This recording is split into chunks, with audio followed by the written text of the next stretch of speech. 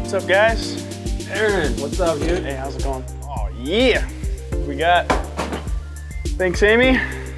So today we got something a little different. Remember how I was telling you I want to buy a inexpensive Japanese rear-wheel drive car? Fun, quick project. I bought something, I pulled the trigger. Yeah. It doesn't sound as cool as it looks, so let me go show you what I got. All right, cool. All right, Aaron, by the way, the FD car is coming along really, really well. We're just kind of at a stopping point because we need more parts to put it back together. But this is what I purchased. What do you think?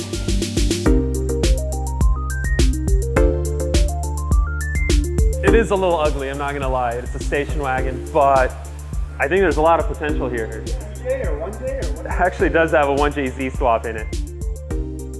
Dude, I just got a bunch of stuff. I literally, just look for yourself, man. Oh, nice. Are you kidding me? Actually, that's not supposed to be in there. I think one of the guys put it in there. Anyway, yeah, don't mind this. This is not for the car, but yeah, check out all the stuff in there. Tons of NRG parts. I actually got a wide body kit for it, so we already got it painted. It actually matches the car pretty well. So yeah, we got a bunch of cool stuff, but also we got these NRG seats. Excited to throw those in, get those stinky seats out of there. And we got some drifts wheels. We're gonna run 10-inch wide, front and rear. I think we could make it happen with the wide body. There's no other way these wheels will fit without cutting those fenders all the way apart. Let's get all the new parts out of the car, and then let's pull the interior out. While you're doing all that, I'm gonna start mocking up the wide body because I have a feeling we're gonna be cutting a lot of the sheet metal out of the way. I kind of want to get a general idea where this thing's gonna be so I can trim all the excess material out. So I'm just laying it over, making sure it's lining up with the headlight, with the door jamb. We'll just trace this line that I've been trying to get on here.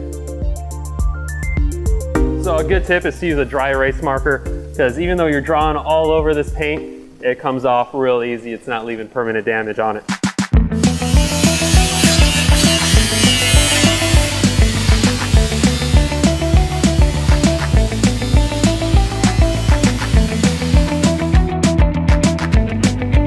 Got that seat all right, Aaron?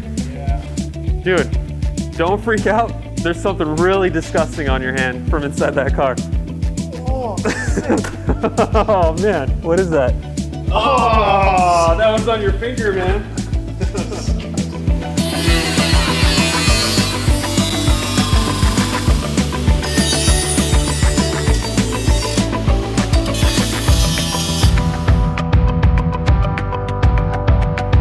quick tip, whenever you're removing old stuff for new stuff, is just to put the hardware that you take out right back in the same mounting point. That way, when you go to put the new stuff on, you're not looking around for hardware. Well, definitely got to cut more stuff out.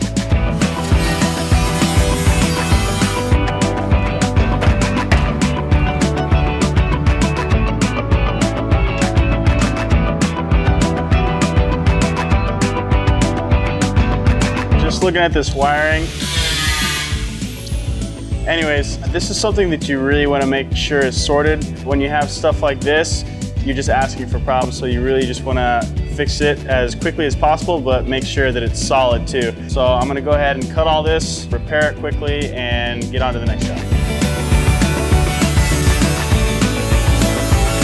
So it's kind of a lot of work because you got to cut everything out, make sure that the wheel is actually going to have space to go through the suspension stroke. We don't want to just put a wide body on this thing and not have any additional suspension travel. You know, we're not really building just a show car. We actually want to take this thing to the track and have fun with it. Hopefully no tire rubbing issues whatsoever. All right, so when you're connecting wire, some people solder wires together. I've chosen to crimp them all together. It's just what has worked for me in the past. Get that nice and tight, and then you offset each cut. That way, none of them are going to rub against each other.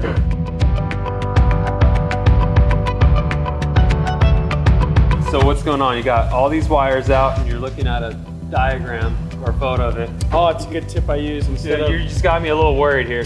This thing's gonna start no problem, right? Well, I just don't understand why there's 5 wires going to 1 intake. Oh no, dude.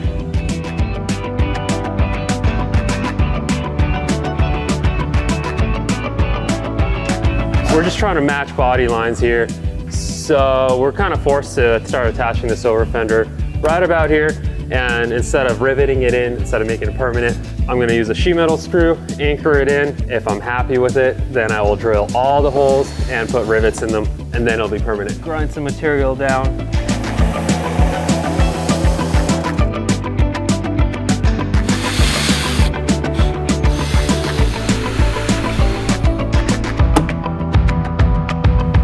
Well, at least this is proof the motor's got some power. Installing this quick release right here. Pretty sweet to be able to pull the wheel off when you change the seat. Car to a race seat, it pulls the wheel closer to you. Sometimes it's a little bit of an issue to get out of the car, in and out of the car, because the wheel is a lot closer to you now. So with the quick release, it makes that a whole lot easier. Dude, Aaron, that intercooler isn't 100% straight, and I have my suspicions that I think it might just be hanging on by the intercooler piping. We'll fix that. At least it's in there, at least it's intercooled, right? Yeah. So we got some tabs. We're gonna weld these bad boys on, and then we can bolt the intercooler back in the car. So we're bolting down this lip to the bumper. This thing's gonna probably hit a lot of driveways. It's gonna scrape. We're gonna put a bunch of red Loctite on these bolts, so that way we don't lose this front lip somewhere down the road. Remember, this was all floppy, barely hanging on. Yeah. So I put rib nuts in, energy, fender washers. This thing is sturdy, dude. It's not going anywhere. Way better. Yeah, it looks good too. Check it out. I think I figured out why they're using this ballast point bottle for an overflow. Well, it just looks like a beaver chewed through it. Dude, I think what happened is since the overflow is right next to the serpentine belt, the belt just got it. But we definitely don't want to show up to the track with that in our car. Yeah, nah. So HPS were nice enough to send us some tubing to make a new intake system for it, and also some silicone couplers that will just be way cleaner than that stock intake tube. So really happy to clean up the engine bay, put this new stuff in. I think this thing will look really good.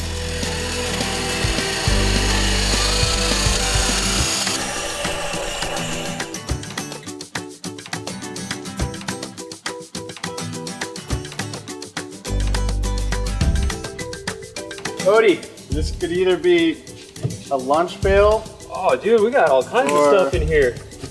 Survival kit. Hey, here's some of the Band-Aids we found in the car. Sick. Water? Oh, it's good until 2021. That's actually good.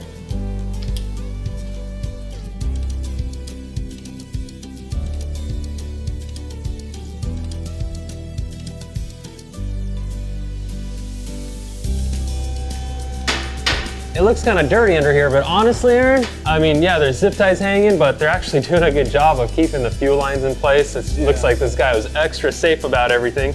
But dude, he's got good aftermarket engine mounts on here. The rack's got like aftermarket bushings in it.